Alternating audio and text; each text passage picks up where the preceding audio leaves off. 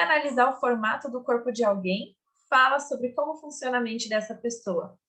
Bom, porque o formato do corpo foi moldado enquanto nós estávamos desenvolvendo um órgão fundamental do nosso sistema nervoso, a medula espinhal. A medula espinhal fica em toda a extensão aqui das nossas costas, né? É um órgão bem grande. É ela que conferiu para a gente, conforme a gente foi se desenvolvendo, desde o útero até mais ou menos os 5, 6 anos de idade, o controle e a sensação sobre as nossas partes do corpo. A partir das percepções desse órgão, nós conseguimos moldar na mente pensamentos, nós também interpretamos percepções das sensações que a gente sentia durante esse período, e a gente foi gravando ali a memória de movimentos que a gente precisou fazer para lidar com as diversas interações, desde o útero até mais ou menos os 5, 6 anos de idade. Durante essas etapas, a gente não sentiu só coisas boas, a gente também passou por um momento aí que a gente chama na psicanálise de dor. Como assim dor?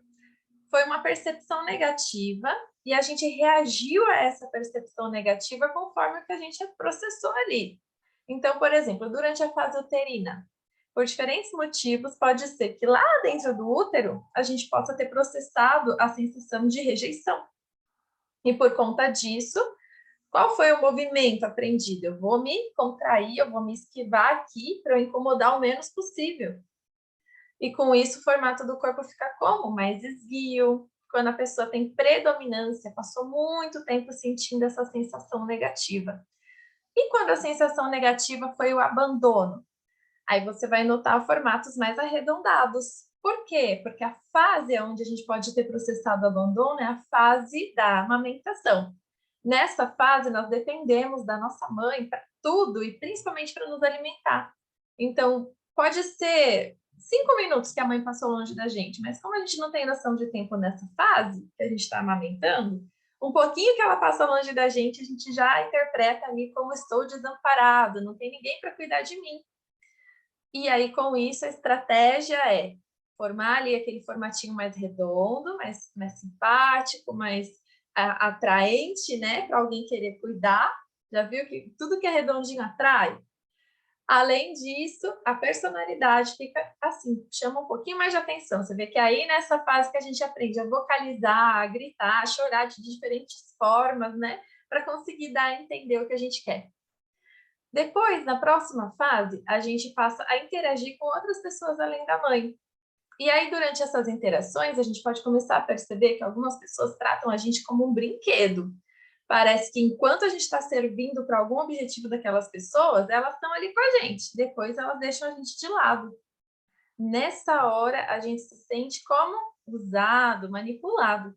E aí, o que a gente aprende a fazer instintivamente? A gente aprende a querer dar a entender também o que a gente precisa, quais são os nossos desejos. É nessa fase que o bebezinho começa a engatinhar e avançar em direção àquilo que ele quer e até conduz os adultos para pegar coisas que ele deseja.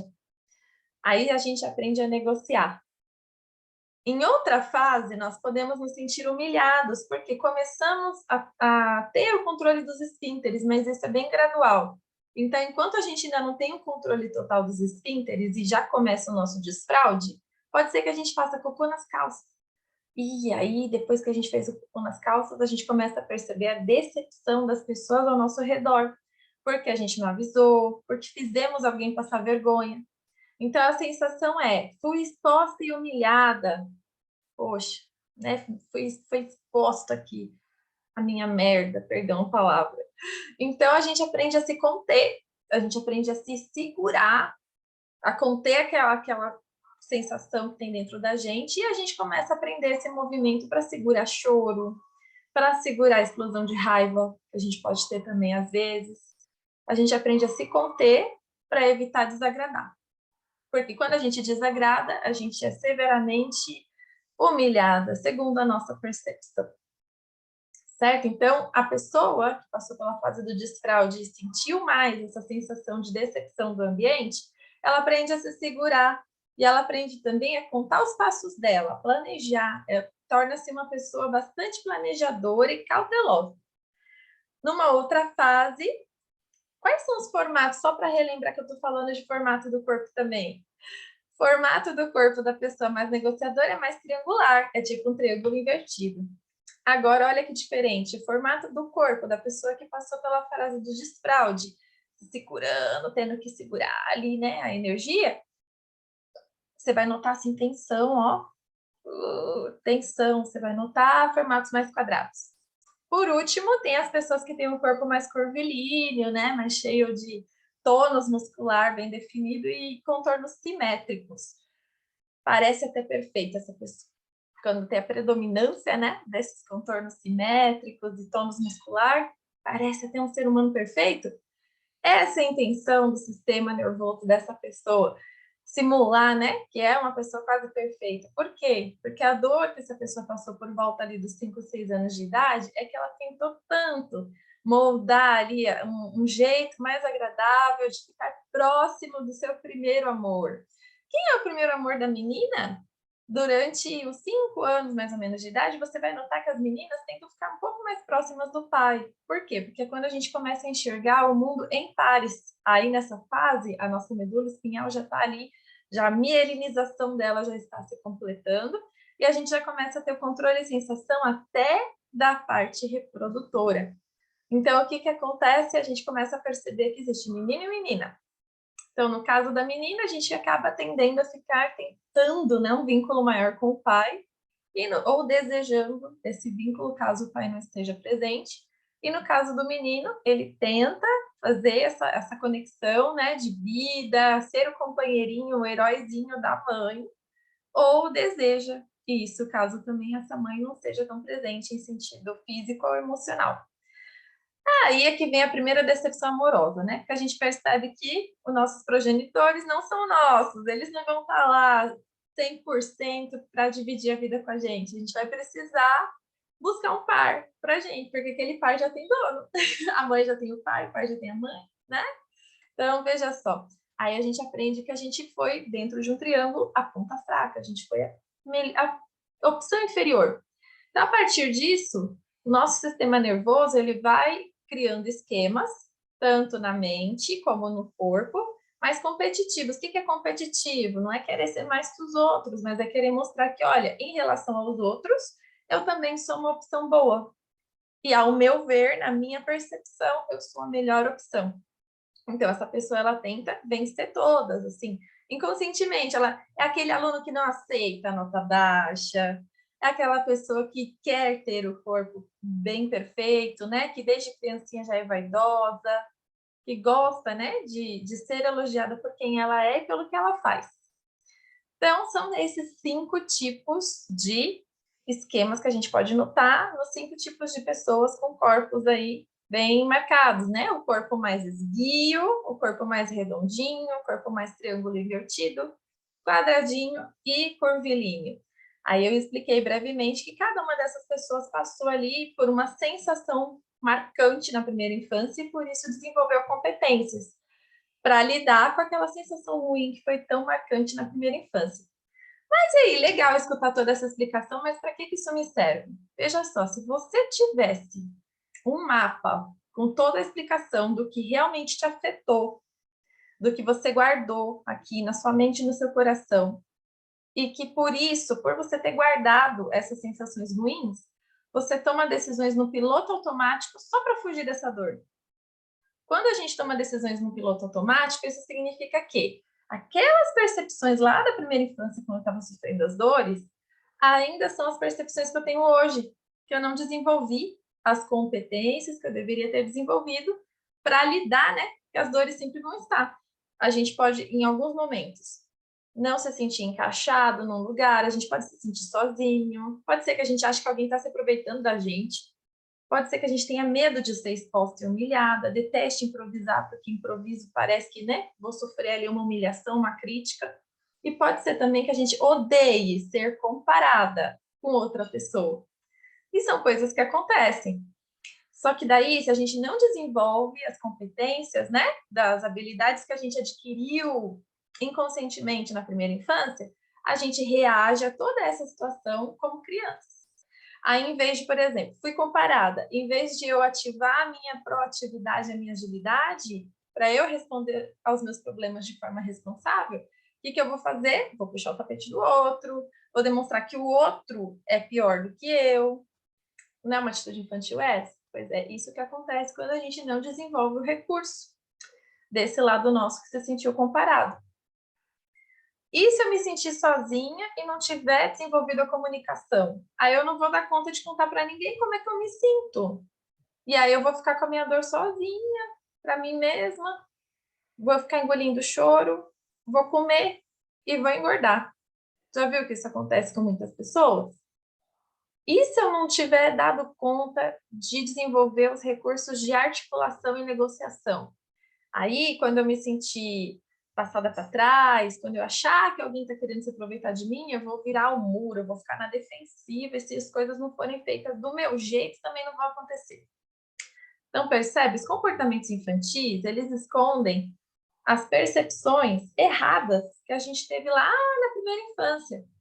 Só que, olha que interessante, cada vez que você adotou uma percepção errada, seu corpo desenvolveu recursos, um formato no corpo, que até hoje você tem, que a gente pode olhar e descobrir, né, que tá aí essas emoções, e um jeito de pensar que até hoje você tem também, que com certeza esconde aí talentos, né, que devem ser desenvolvidos para que você responda bem às demandas do dia a dia.